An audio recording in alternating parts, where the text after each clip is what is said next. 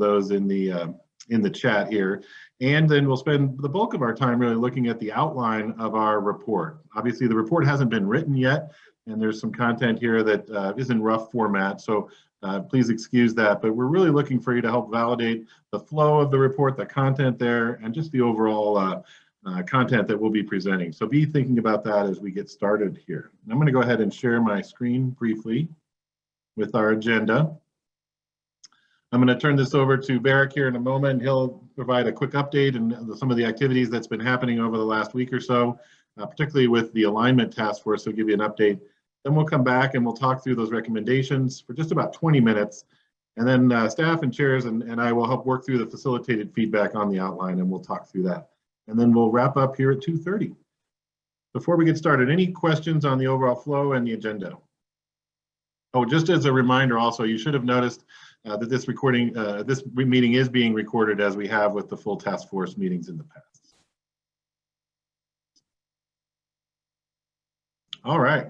Well, Barrick, you want to give our team a little recap of where we've been since we last got together?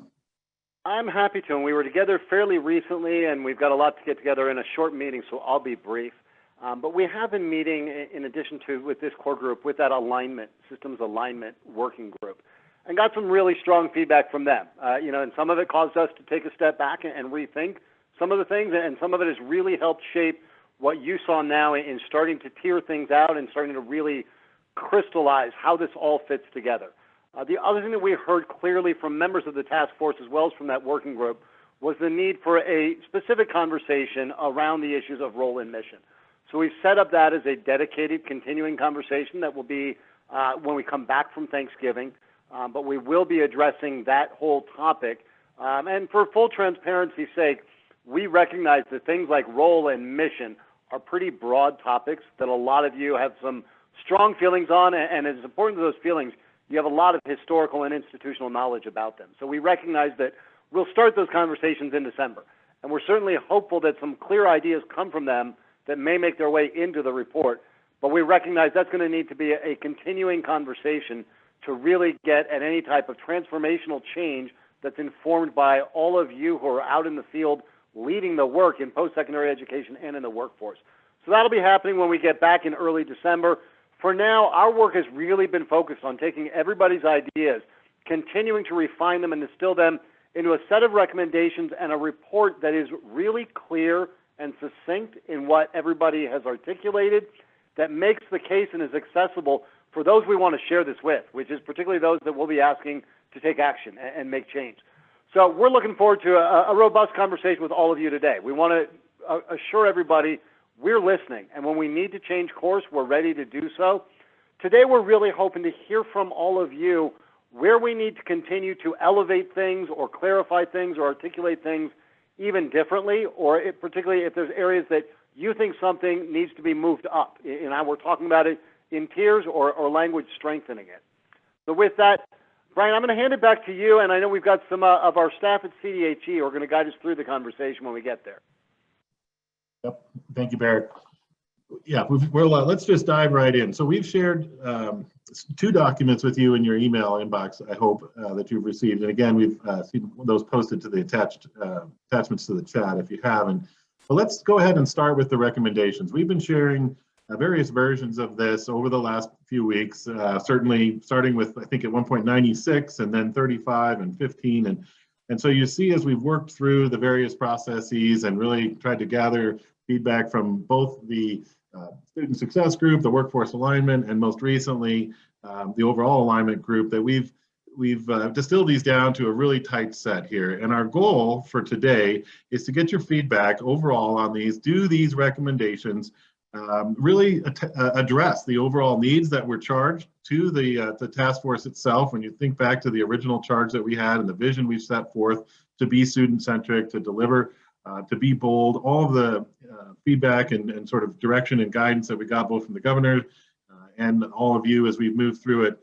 Now it's time to really take stock and look at the recommendations as a whole and ask ourselves, do these meet that challenge? Is there anything here that you think is missing or that we should add, for example, or potentially either adjust a bit or work through this? So I'm going to pause here for a moment, give you a chance to just scan through the attachment, and I'd love to get your feedback here as we move through this. And we've got about 20 minutes slated for this, but certainly if that dialogue takes off, we'll expand that a bit.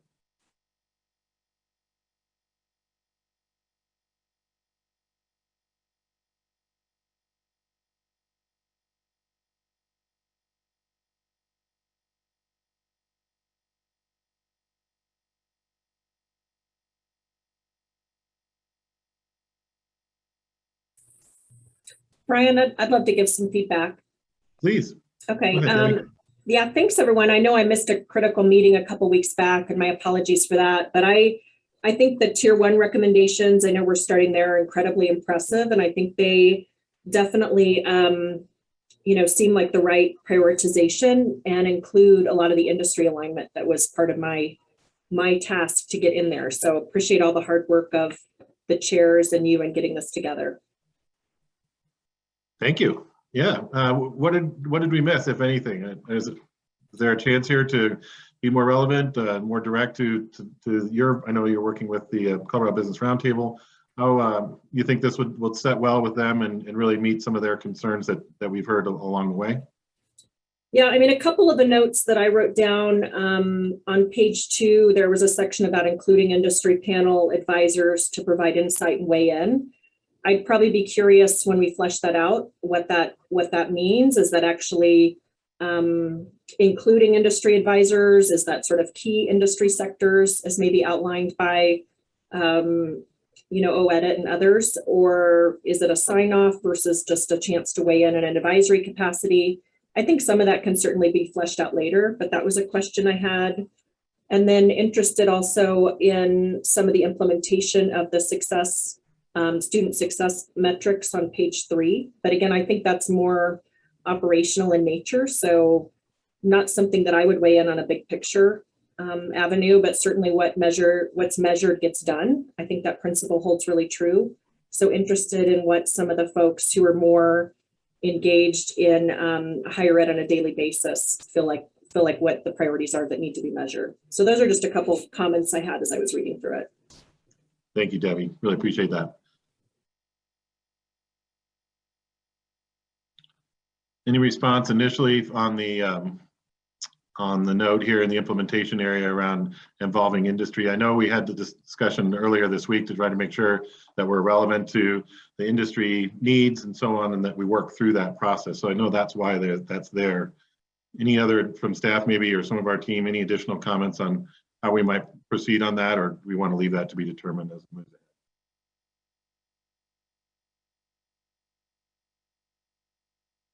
Dr. Jordan? Yeah. Yes, thank you. So I think the draft is significantly improved, and I think the tier 1 is a good set of recommendations. I wanted to raise just a point to think about in the first recommendation on the regional ideas. So let me begin by saying I think the point that was made about trying to assure that the money is distributed regionally and that there's a fair opportunity, particularly for those in rural areas, to participate is an important and necessary point. Now, having said that, as I read the recommendation and the notice that 80% should go to regions, it got me to thinking about, has anyone actually plotted the distribution of institutions by region? My concern is that what we might find is a disproportionate allocation of institutions in certain regions, which might disadvantage them with the way the recommendation is currently worded. So I just think we want to be cognizant of potential unintended consequences around the way it's currently worded so that we have at least a level playing field. But I'm absolutely in agreement that we've got to make sure every region has opportunity and a fair shot. Dr. Jordan, if I could, just for clarification, do you have specific ideas that you would encourage be considered, whether that's weighting based on institution, student enrollment, population? Do you have ideas you think need to be on the table there? Well, I don't. As I said, here's my concern was that in general, the larger, more populated institutions are congregated in the metropolitan area or in those regions, and therefore it seems to me that it would make those competitions much more competitive than they would be in other places. And so I think it could disadvantage some institutions that might otherwise ought to have a shot at some of these. That's all. And I appreciate that. And I see President Marshall has a thought. And Brian, I didn't mean to step on the facilitation. Just wanted to get some clarification. So thank you, Dr. Jordan, and thank you, President Marshall. Go ahead, Norbert. Yeah. If I may, I just wanted to echo that sentiment that Dr. Jordan just brought up. But by no means do I think that that it was a bad idea or anything, because it has to be equitable. But I just think that the number that was put out there might not be the exact right number. But I love the idea of the regions and doing it so that everyone gets their fair share. So I just wanted to echo that sentiment. Thank you.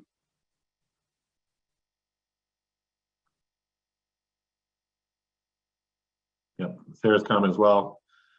All right, other thoughts here as we move through the recommendations. We've talked a little about number one. Well, the first here in our tier one. What else is on your mind as you look through this? What comes to mind? Again, we're looking at this, trying to see, does this, as a collection of recommendations, does this address the need that we have so clearly, I think, articulated here in our workforce? And what, if anything, should be added or amended as we look here to pivot into our reporting phase? President Marshall. I just wanted to chime in on the equity gaps language. It looks to me like we broadened that, which I think is very helpful and useful. We now reflect racial, regional, and socioeconomic equity gaps, which I think start to allow us to think more broadly about the way equity gaps maybe exist in different parts of the state. And so I just wanted to call that out and validate that. I think that's good and meaningful progress on that. And then I would reiterate the question that nice guy Jim, I think, was asking about what precisely this framing, how we're defining equity, and continue to encourage progress in that direction around specifics and clarity around some of these really key terms that everybody may think is crystal clear in their own head, but it might not look the same if we don't put it on paper. So I would just validate that I think we've got great progress here and would encourage us to keep making progress around specifics on definitions. Thank you.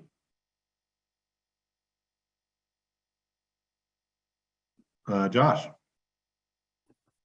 Thank you. So I would just advocate for, in the spirit of trying to have a complete constellation of offerings in Tier 1, moving recommendation 7 back up into Tier 1, largely for two reasons. One, and recommendation 7 is focused on expanding success measures to include success post-graduation, to align better with the concerns of 90+% of students who pursue post-secondary education because they're interested in access to additional professional opportunities post-graduation. I think given the recommendations that we have currently in Tier 1, 1, 3, 8, and 14 are all recommendations where the outcome of those recommendations is focused on extending beyond graduation into workforce success.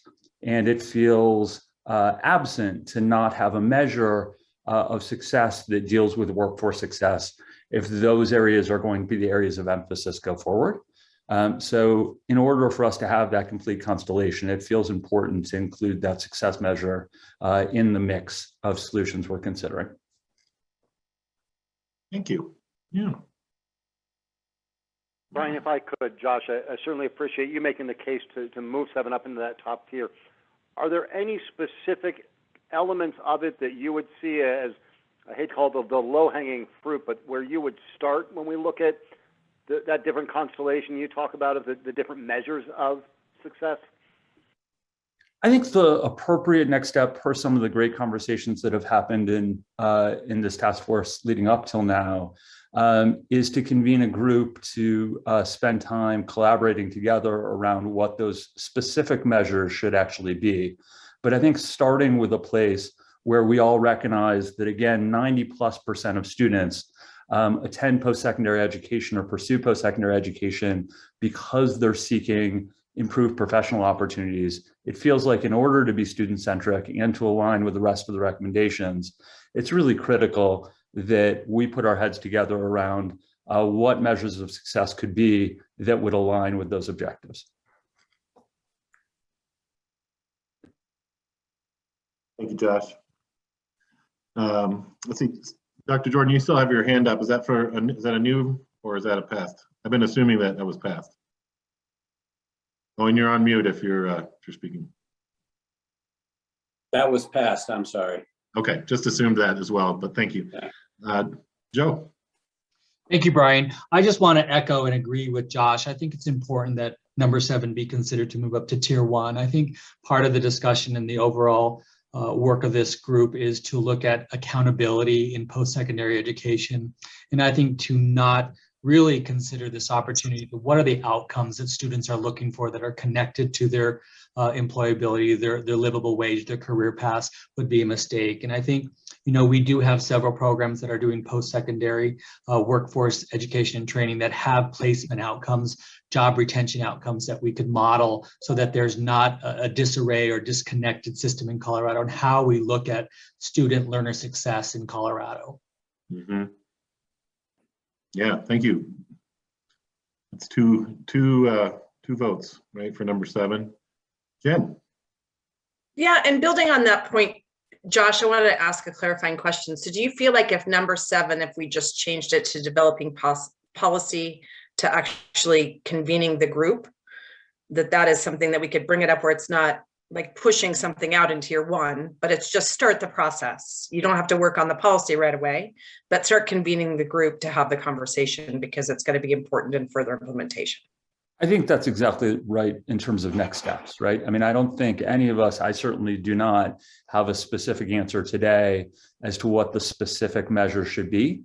I think that will require input from several parties and us putting our heads together in the right direction. But I think indicating that we're moving in that direction and that we recognize that in order to be student-centric and to align with the rest of the objectives, it's important for us to move in that direction, feels important to me. I agree. Thank you. Thanks, Jen. Josh. From Debbie on chat, along with number 7 as a standalone, are there accountability measurable success assigned to each one of the tier 1s already?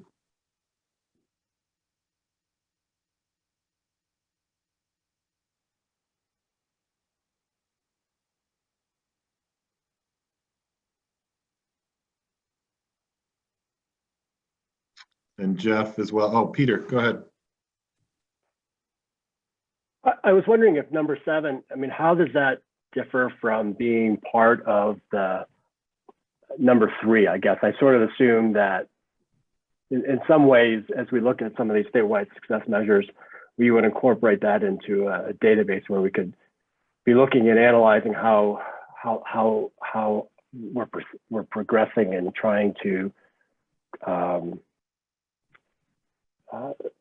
work on some of those things. One of my concerns strictly, and I'm coming from an institution that we look very good when we talk about ROI and all those kind of things. But that said, I do been here around long enough to know that some of the trends are very short term versus long term. There was a time in which our computer science graduates couldn't get jobs, And you might look at that data and say, well, we're not going to go into computer science. We're not going to invest in computer science. But now look at where we are with computer science. So, I feel like there's a lot of value to tracking that and having those success measures, but I want to know how we want to use them. And then, so it seems like to me that somehow incorporating the number 3 would be where we kind of incorporate that. Yeah. Thanks, Peter.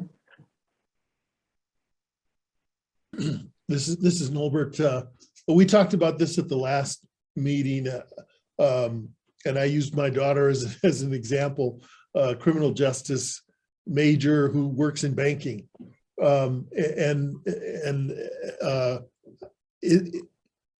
Do we consider that a failure of the institution or a success?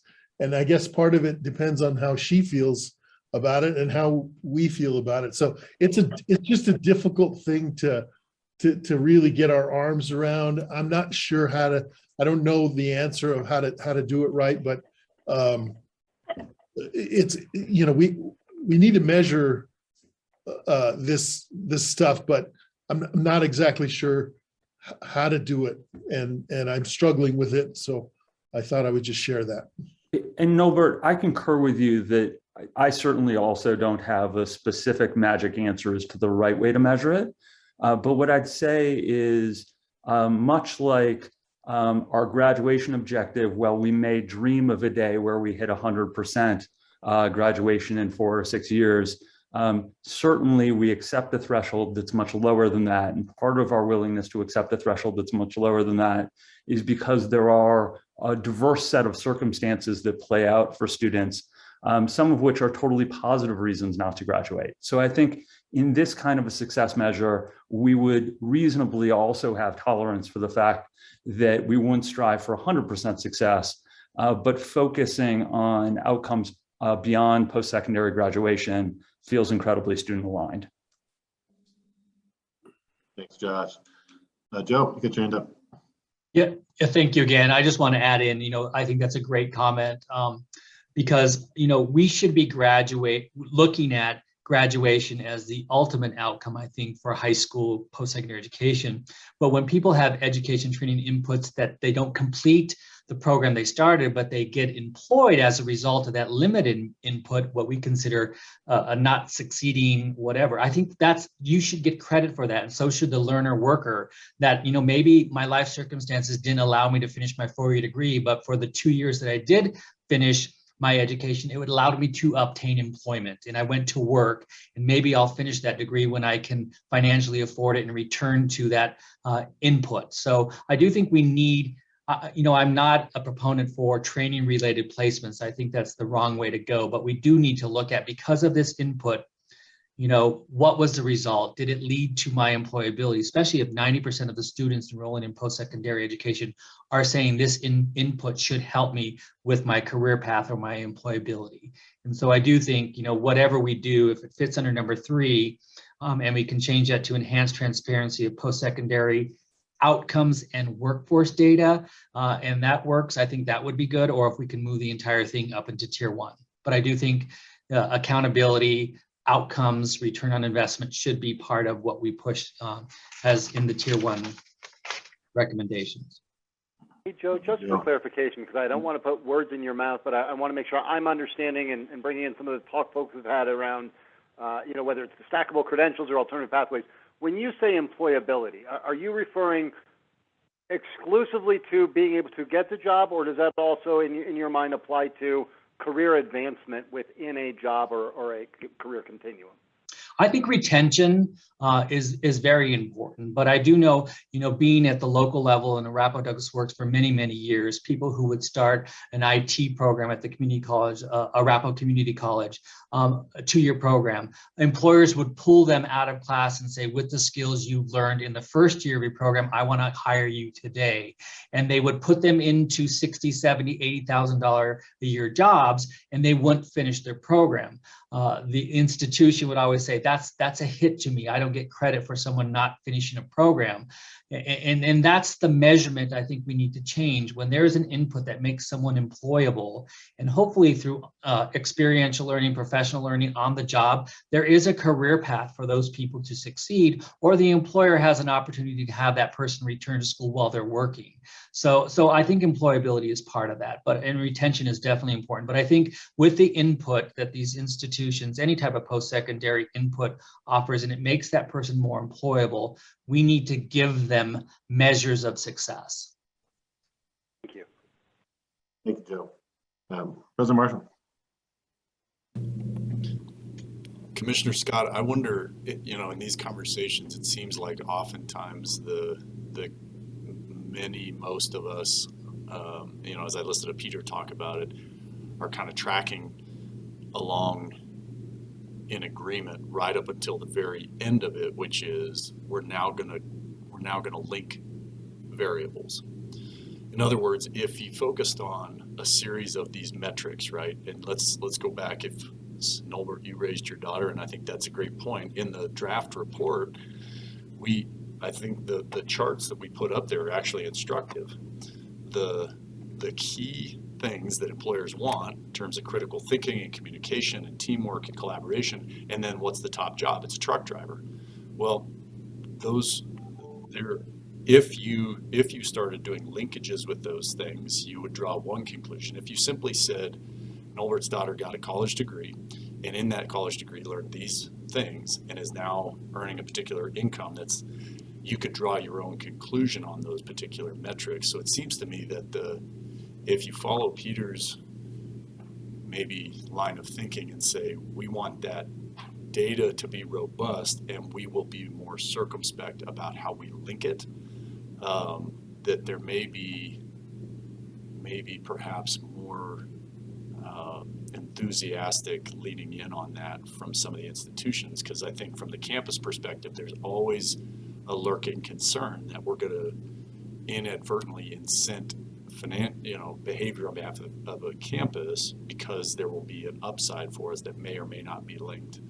And so trying to think about how to put this sort of, I think you used the term constellation, which makes good sense to me, with some capacity to allow for some critical thinking and analysis as you're looking at this constellation of data that may or may not be an immediate linkage from a financial upside in terms of policy behaviors for universities or IHEs or community colleges or others, right? Something like that. I think what you're saying makes a lot of sense if I'm understanding it correctly. And for what it's worth, it's why I actually think this is a distinct policy recommendation or a distinct recommendation from number 3. Because what I don't want to have be the misconception is that post-secondary outcomes beyond graduation, career attainment or whatever we want to call it, is only linked to certain professional-oriented degree programs or training programs. I want us to collectively recognize, and I think as you're asserting, that a liberal arts education or many of the other skills that you learn in post-secondary education are incredibly critical to enabling success beyond post-secondary.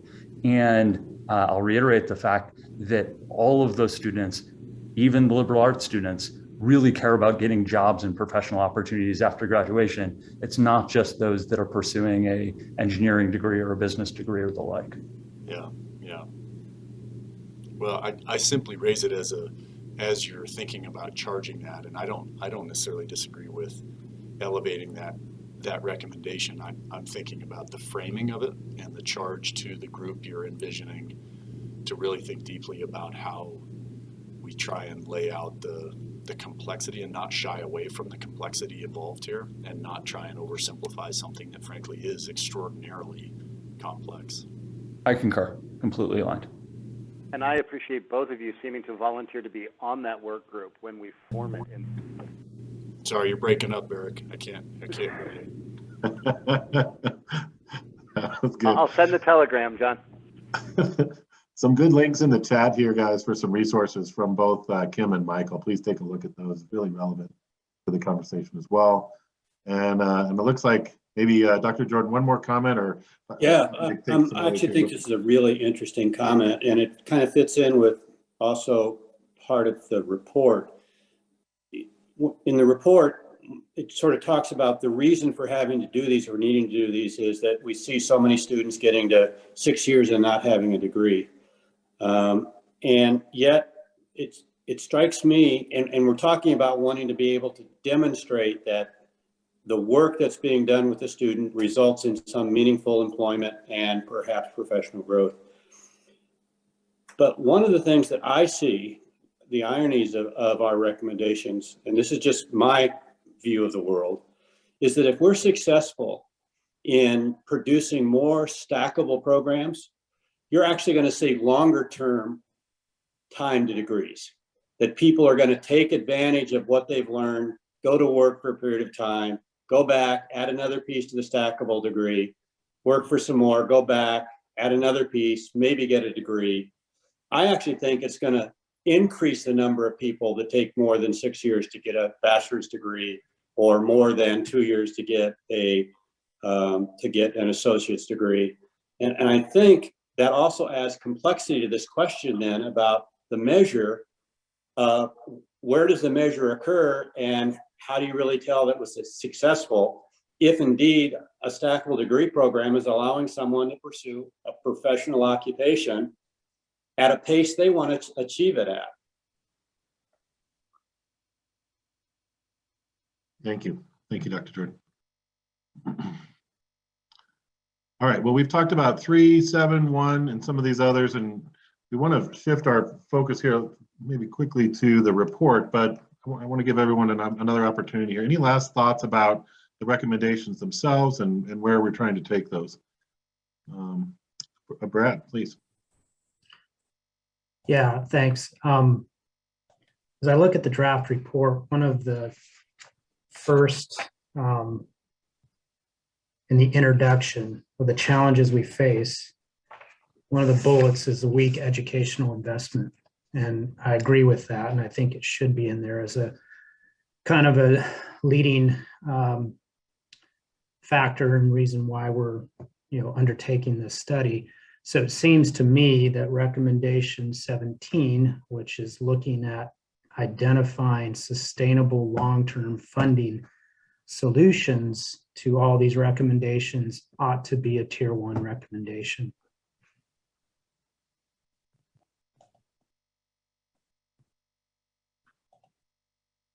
Thank you, Brad. Thoughts about that as well? Reactions?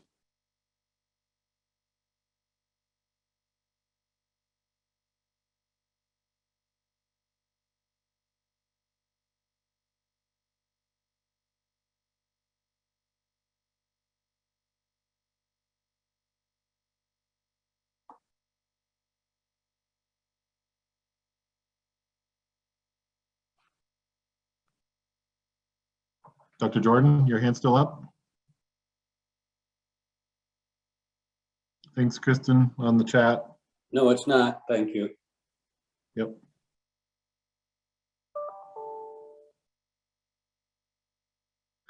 Thank you. Thank you, Joe Rice. You're reliable. Love that. All right. Well, let's shift our focus then. We've got enough consensus here. I think a little bit of nudging perhaps, and we'll have to work through those here. But as we think about moving forward with the report itself, we wanted to make sure that everybody here had a chance to really spend some time talking through this. We've had a fair amount with the recommendations and talking about how to structure those and prioritize those and so on. We really appreciate that. And again, feel free to continue to provide your feedback. But for the next hour or so, before we wrap up, let's really look at our report here. And I'm going to turn this over to Barrick to start, and I think Kim and others are going to help pitch in. But what we're looking for here as a broad strokes are, as you think about what's here in the task and the report itself, do we cover the right things? Is it faithful to the mission that we've stated? Is there anything missing here or that should be thoughtfully added, and other content areas to be considered? So I'll open that up and look forward to your feedback as well. Thanks, Brian. And as we pivot into that, I do just want to make sure folks are aware and not at all, Brad and others, dismissing the point about 17. Some pieces of 17 were dropped into 14 as well. So I think it's important that we're looking at both of those. But the point about moving up is well heard. With that, I'm actually going to ask Kim to jump in as we talk through the outline. And really, you know, in addition to the thoughts that we've just covered on some of the recommendations, we're really hoping to hear from all of you. You've been part of these conversations. This report is going to find itself, you know, on the desks of legislators, of state leaders, whether it's at the department or some institutions in the Gov's office. And we really want your insights as you've read this, reflecting on the process and your knowledge.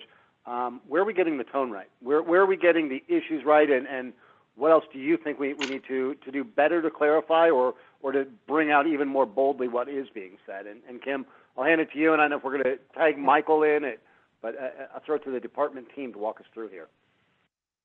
Yeah, thank you so much, Barrick, and aloha to Sarah, who's on the phone right now. And I actually am in sunny San Diego right now at the Coronado del Hotel, so really roughing it out here.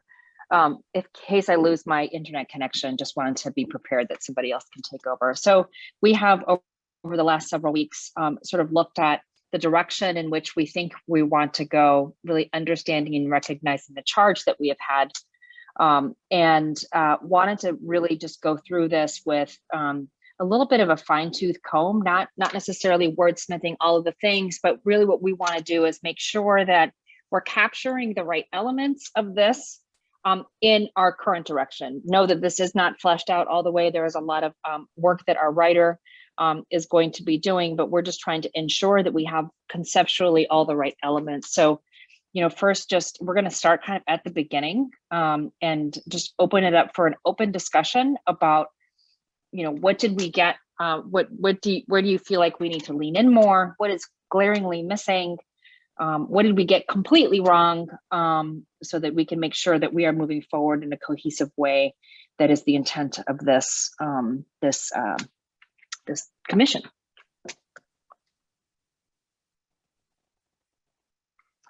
There are some, let me see if there's some comments.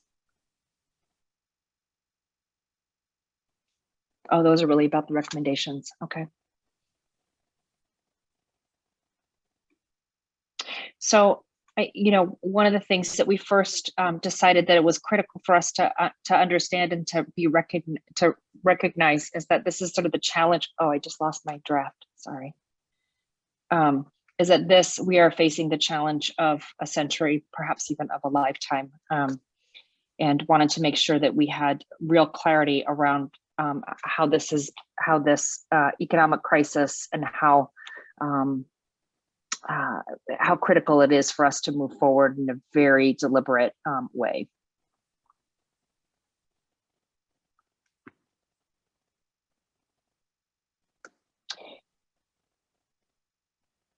Kim, just a quick question on that, Debbie Brown.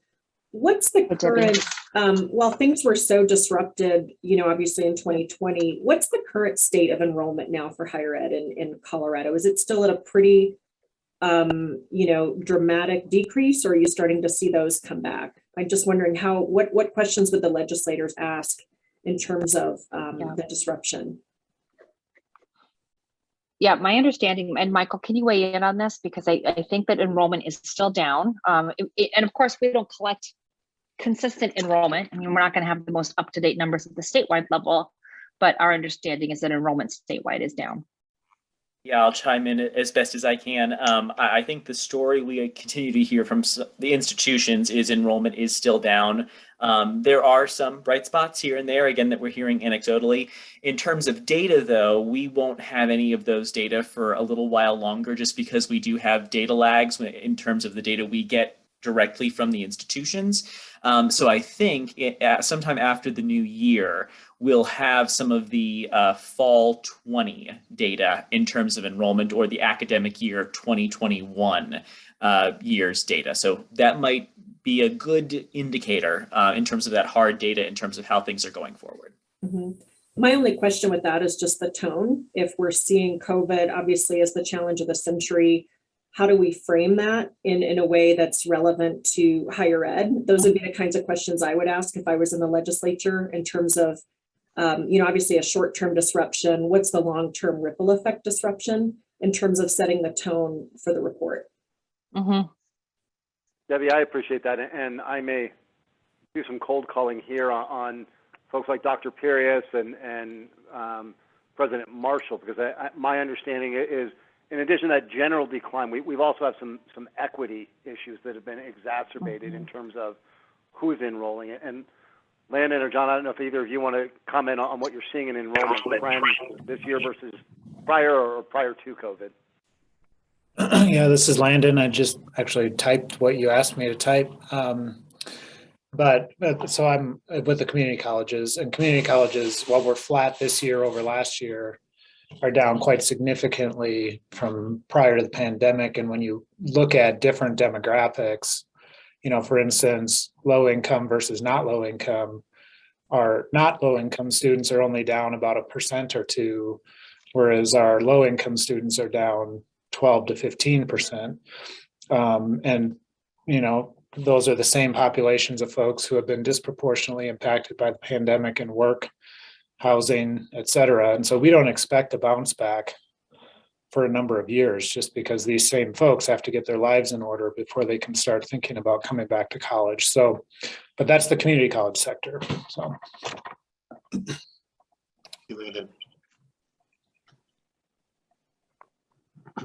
Kristen's added as well for.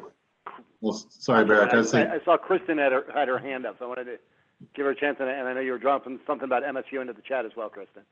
Sure, just answering that last question. Thanks so much.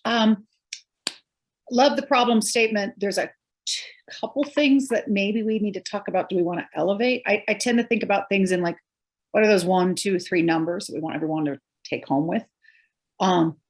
We are 47th in the nation in public investment in post-secondary education. We've talked about that.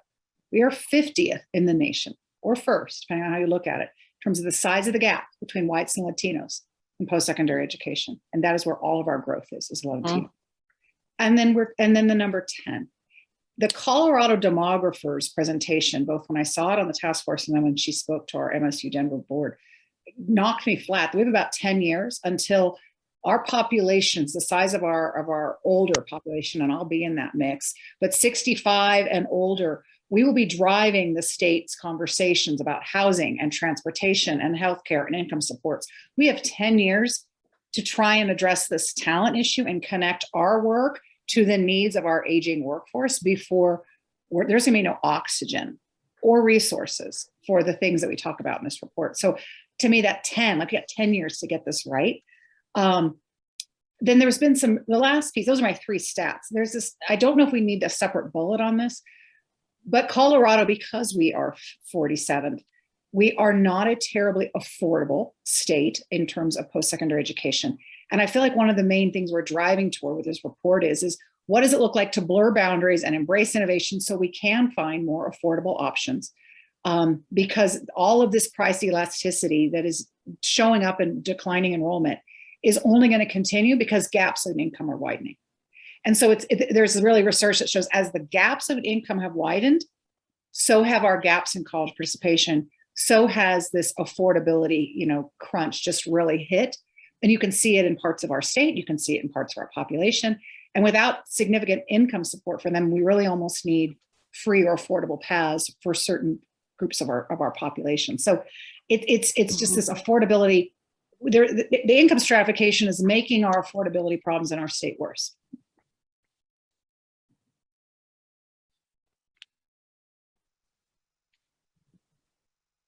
Thank you, Kristen.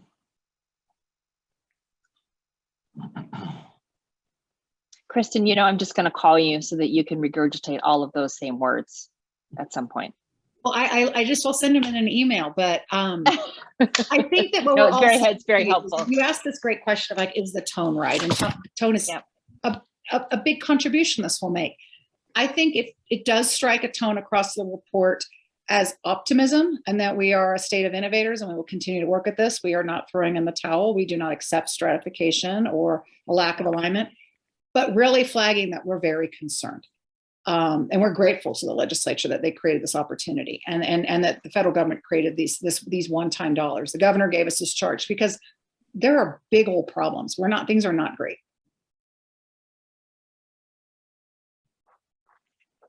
Thank you so much. Yeah, we can get the demographer's report or the demographer's video out to everybody. We'll send that as a follow-up unless somebody has access to it right now.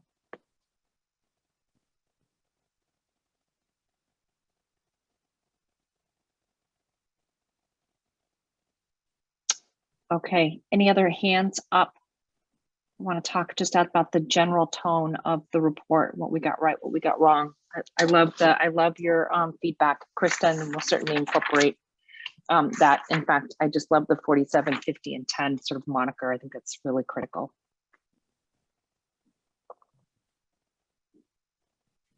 I can't see hands from where I'm at. There are the hands that are up.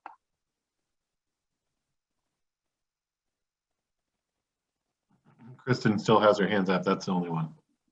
Okay, great.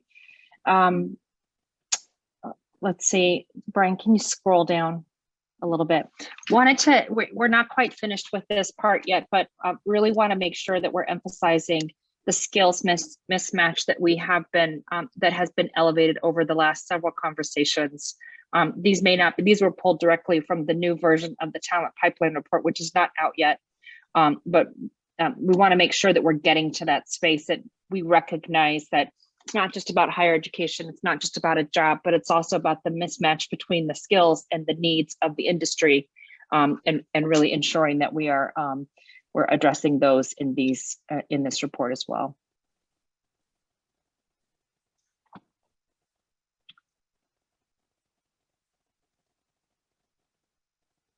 Okay.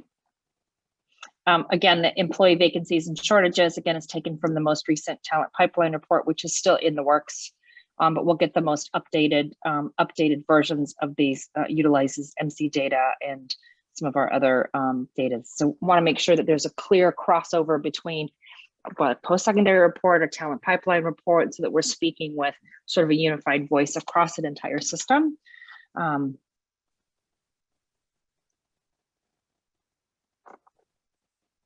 Okay, thoughts, comments?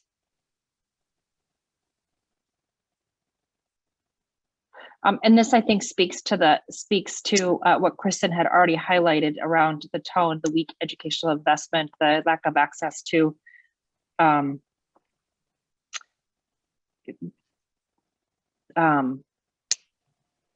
lack of access and persistence. I'm sorry, I got distracted by a note, etc.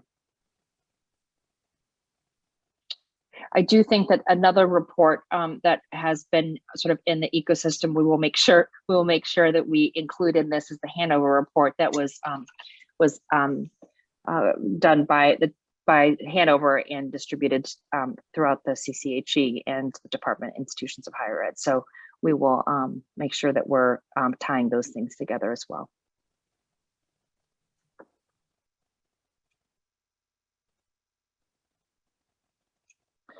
Okay.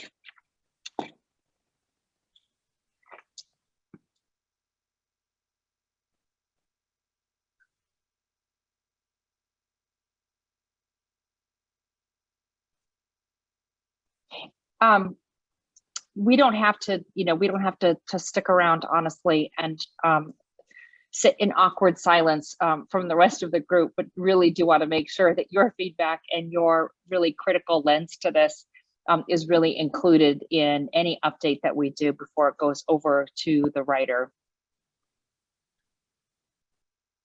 On that note, Kim, I want everybody to know that my phone, my email are open to everybody. I'm going to drop my email, my cell in the chat. If there's anything that comes to mind after the call, if you're like me and hang up in the next half hour and say, you know what, the one thing I forgot to mention, don't hesitate to call, text, or email me.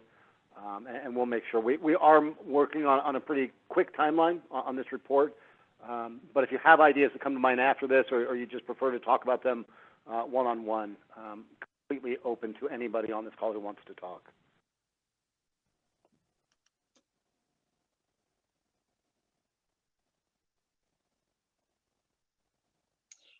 Okay, Barrick. I think we're going to be okay if we decide to end a little bit early, but wanted to kind of get a sense from you about whether or not we needed to take any additional steps in terms of this or not. I'm certainly okay to give everybody time back. I'll throw it to Brian before we close, but what I would like to do is maybe we can take the share screen off and have everybody on screen.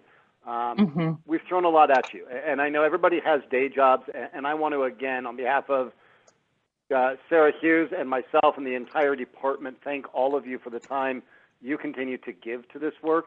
I'm going to open it up, whether it's the recommendations and the tiers, the structure of this report, or just everything we've talked about over the last few weeks to months, and open up to anybody who wants to throw anything at us and say, hey, Sarah and Barrick, you got this way wrong, or hey, I really like this, make sure you drill into it, or just thoughts that you want to make sure are considered, because we are going to be on a pretty quick path to get a report ready to release next month.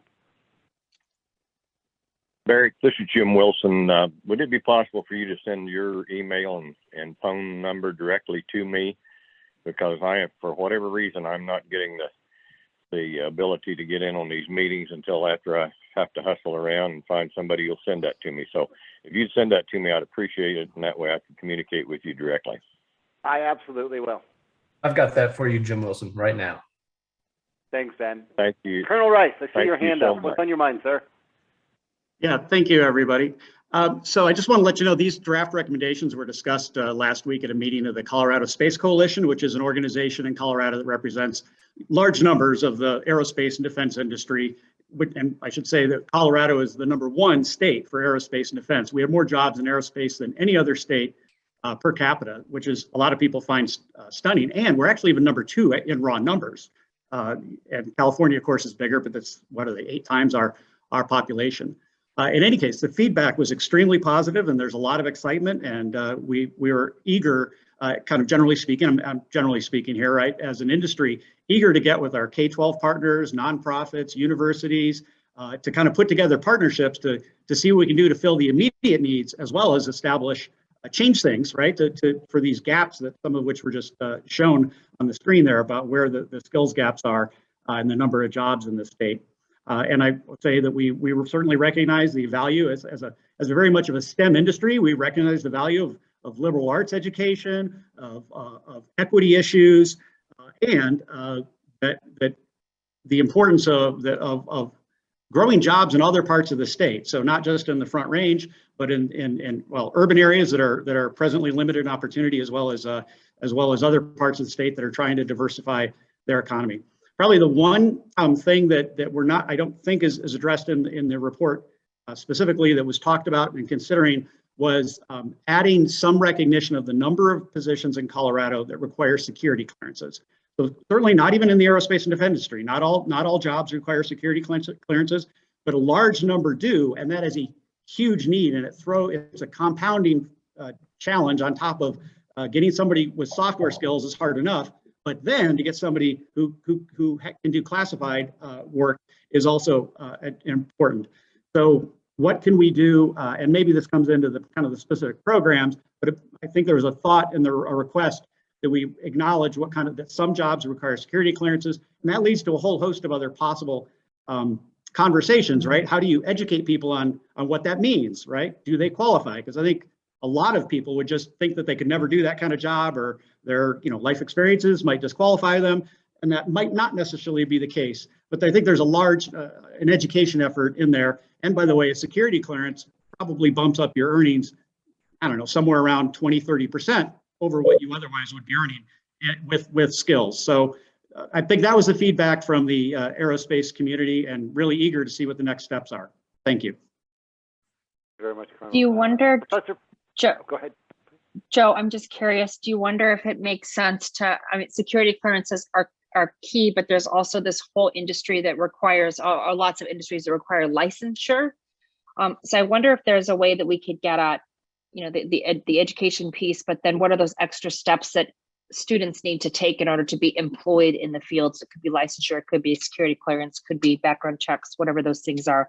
I don't even know how we would get at that, but we can think about those as well.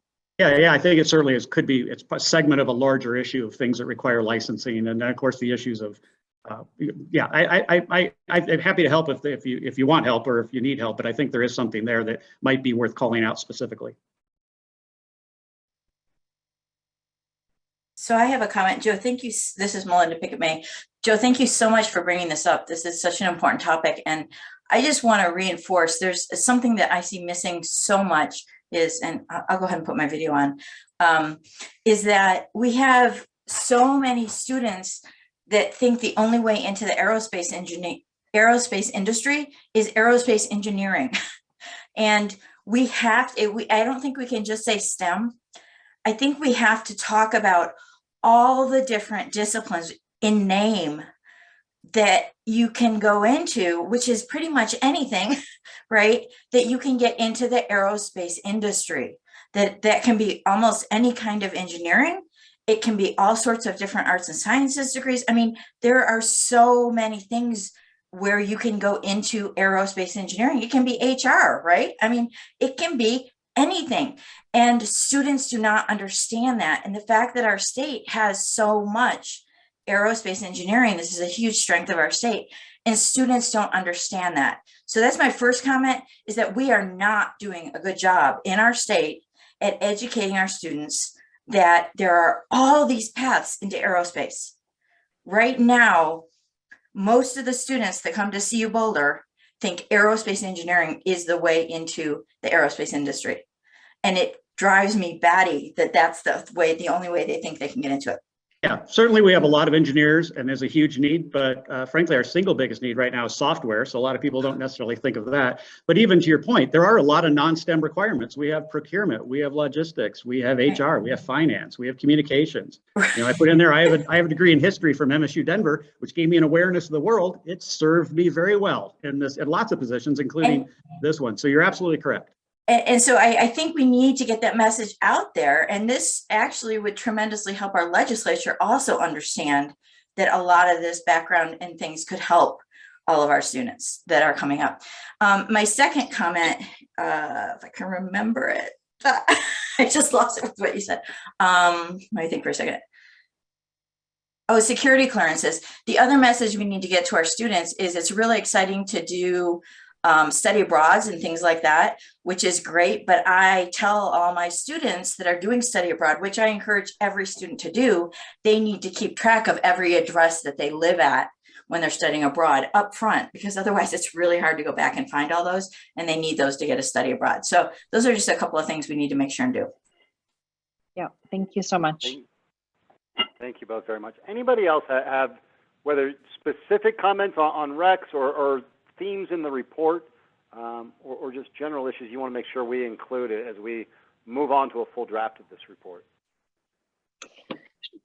Jen, I do think it's a good, I mean, I maybe there's a way that we can weave in this idea of licensure or review of licensure things sort of into some of the other pieces. If we're thinking about student success measures that are tied to workforce, et cetera, like maybe there's a way we can.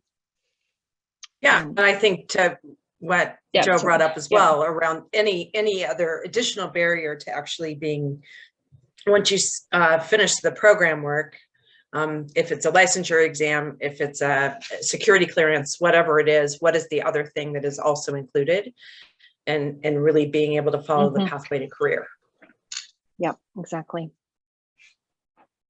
Dr. Jordan, I see your hand up. Thank you.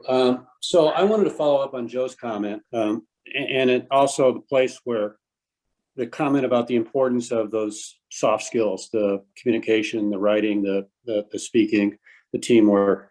When MSU Denver worked with the aerospace industry, and particularly with Lockheed Martin around the advanced manufacturing degree, the emphasis that we put around that degree was totally interdisciplinary. And we brought multiple departments together to write a single degree program with the idea that one of the biggest problems that they have is that because they are people work in teams, they don't have a common language. The engineers don't know how to speak to the computing science folks, don't know how to speak to the business folks, don't know how to speak to the manufacturing folks. And so one of the things that we did in the curriculum is intentionally wrote it as interdisciplinary with all these different disciplines involved in the curriculum, and where students across those different majors would actually be taking the classes together so they learn those soft skills together across disciplines. We haven't talked about that. To me, it's one of the places that it sort of fits in with the demonstration grants, that looking at this question about the interdisciplinary nature of work today is something that we should be thinking about and encouraging institutions to work on. Thanks. Thank you, Dr. Jordan. And certainly we do have several references to work-based learning throughout the recommendations and stuff, but which I think sort of captures some of that internship opportunities, but it does not capture the additional requirements that are needed to actually get the job in the thing, regardless of whether you're an intern or not, or apprenticeship. Okay. Cam, I do think that typically when we Yep. talk about stackable degrees, we're usually talking about them in the context of a discipline and not so much in the context of disciplines that work together. And so I do Yep. think it's a distinction that we don't pay enough attention to. For sure. Actually, I'm at a conference today at the Council for Adult and Experiential Learning, and there was this really remarkable way that some folks had sort of talked about the ecosystem, rather than being this sort of singular, stackable credentials are along one path, that it's really sort of this almost a subway map of constellations where there's various points at which you can transfer and get on and off and move to a different line, et cetera. And so as we think about and then thinking about the different resources that are along the different ways. So I think there's a different way to talk about this and portray this in a way that really embodies the entire ecosystem rather than just a linear pathway. Kim, I have one more quick thing to add, and I don't know how to do the little hand signal. When I look at the initial sort of tone setting at the beginning of the document, I really like how it's laid out with challenges and then opportunities. And I might throw out, particularly from some of the feedback I received from our business partners before serving on the task force, a little bit more enhancement on opportunities. COVID has provided some opportunities, to think differently about ROI, to think differently about speed and agility, and some things that might be holding us up that we can think about differently when we think about workforce and higher ed. Technology, of course, has changed the way we think about the globe, preparing learners to be globally minded. All of these, I would say, are really in the opportunity category for how do we think big picture and big tone. And they fit in a lot of the recommendations, but I think big picture, it would be nice to see them touched on a little bit more. I think there's incredible new opportunities that have come out of the disruption. So I just want to throw that out. Those are some of the words that I remember my group giving me before I joined.